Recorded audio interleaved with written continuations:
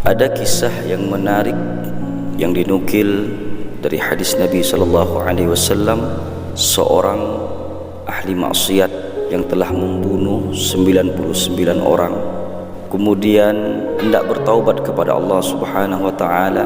Dia berjalan mencari orang-orang yang dapat menjelaskan tentang keinginannya untuk bertaubat kepada Allah Subhanahu wa taala. Maka ketika dia bertemu dengan seseorang ulama pada saat itu, maka dia bertanya dan dia mengisahkan tentang perihal hidupnya yang telah membunuh daripada 99 orang. Kemudian ketika ulama tersebut mendengar akan kisah daripada laki-laki tersebut, maka memerah wajah ulama itu. Kemudian dia mengatakan bahwa tidak ada taubat bagimu.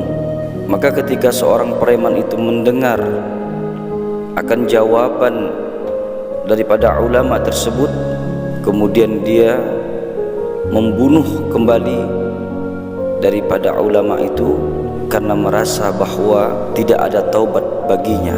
Maka seketika itu dia berjalan, terus berjalan mencari.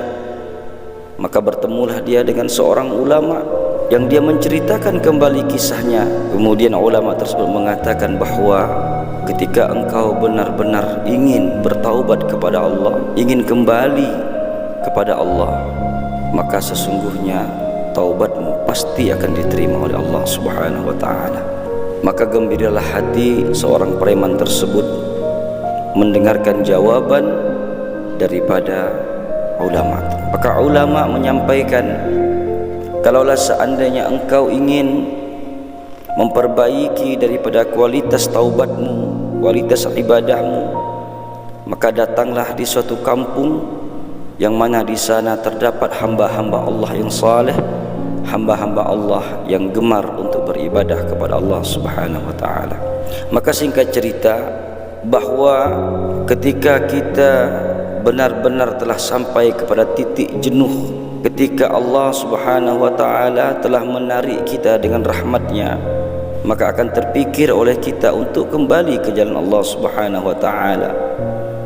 Dan yang perlu kita garis bawahi di sini bahwa jangan sampai ada terbesit pun di dalam hati kita menganggap bahwa Allah Subhanahu wa taala tidak akan menerima taubatnya seorang hamba. Misalnya ada orang yang gemar meminum khamar, orang yang gemar bermaksiat kepada Allah, kemudian dia menganggap dengan maksiat tersebut bahwa tidak mungkin dia mendapatkan daripada ampunan Allah, maka sesungguhnya prasangkanya tersebut lebih besar daripada dosa yang telah dia lakukan.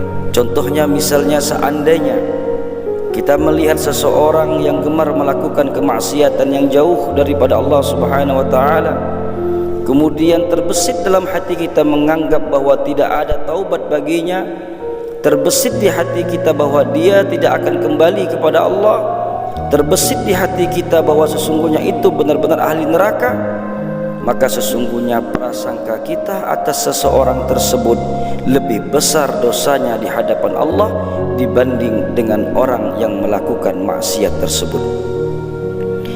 Maka di dalam hadis Nabi SAW dari Abi Hurairah, qala Rasulullah SAW, lamma qadallahu khalqa, yang artinya ketika Allah menetapkan penciptaan makhluk, kataba fi kitabihi ala nafsih, maka Allah Subhanahu wa taala juga menuliskan dalam kitabnya ketetapan ala nafsi untuk dirinya, yaitu untuk Allah Subhanahu wa taala. Apa yang ditetapkan Allah Subhanahu wa taala atas dirinya? Inna rahmati taghlibu ghadabi, sesungguhnya rahmatku, kata Allah Subhanahu wa taala, kasih sayangku, kata Allah Subhanahu wa taala, mengalahkan daripada murkaku. Ini menandakan Allah telah menulis ketika menetapkan ketentuan atas makhluknya, dan juga Allah menetapkan atas dirinya bahwa kasih sayang Allah itu mengalahkan dari murkanya Allah Subhanahu wa taala. Maka teruslah kita berusaha untuk mencapai daripada rahmat Allah Subhanahu wa taala. Jangan pernah putus asa atas maksiat yang pernah kita lakukan. Jangan pernah putus asa atas khilaf salah yang pernah kita lakukan, karena sesungguhnya Allah taala sedang menunggu kita dengan pintu rahmatnya.